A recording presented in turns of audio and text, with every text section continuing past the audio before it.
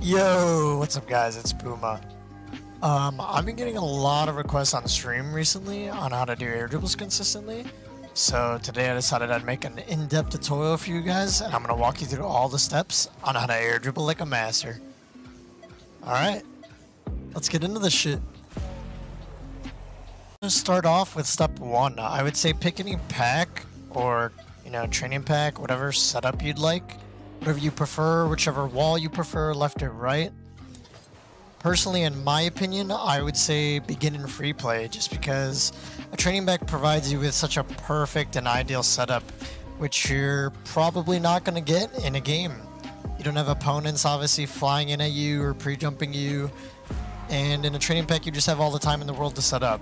Free play would teach you just how to get, the ideal setup for yourself, and it would already build you that muscle memory that you need and help you practice getting those touches you need to, get a good pop off the wall, get a good first touch, and then putting the ball in the net.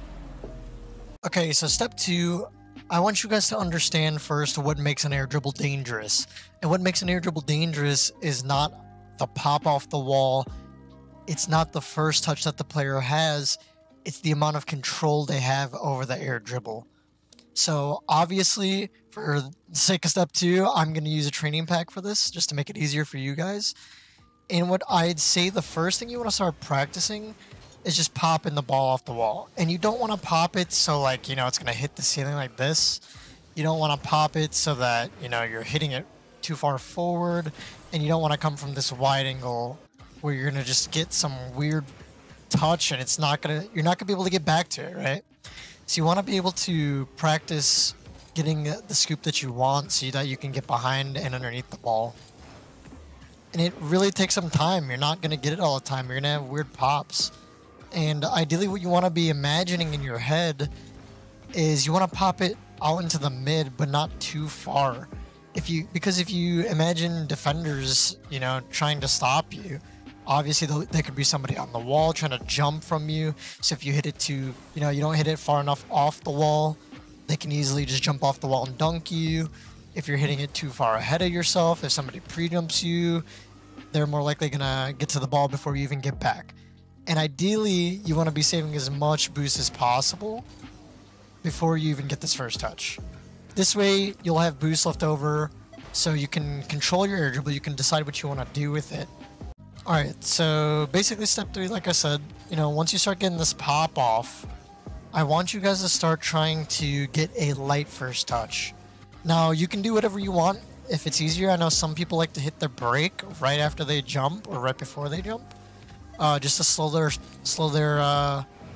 car down just a little bit, which might make it a little bit easier to get back to the ball. But what you really want to be focusing on here is just getting your car into that sweet spot. Don't worry about air rolling. You can do it without air rolling. But just try to get your car to slow down a little bit, get that light touch, and then just try to see how many you can get after that. Now, if you guys wonder how people get so many touches on the ball in the air like this, it's because they get their car in the sweet spot. Now, the sweet spot's not directly under the ball. You don't always have to try to get directly under the ball. You can kind of be behind it just a little bit. But you want to get the ball to rest on top of your car. And it seems difficult, especially for someone who's not used to, keeping their car up in the air. But as long as you keep your car straight and you're balancing it on the nose of your car, just like you see me doing here, it should be pretty easy for you to keep control of it.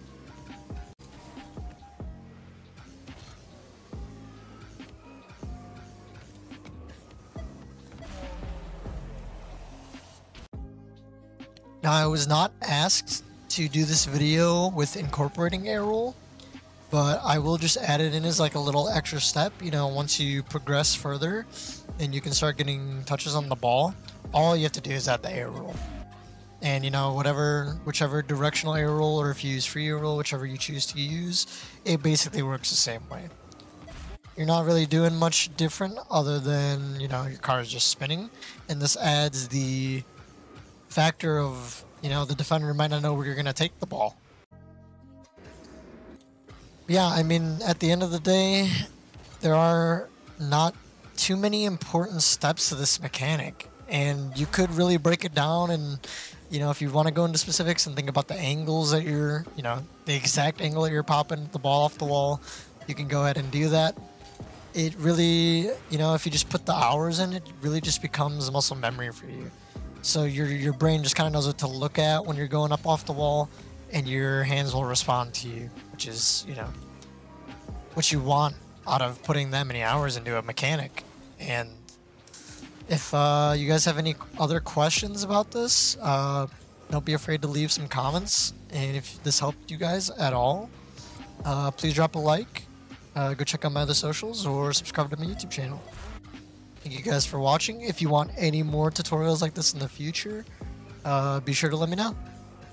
Peace!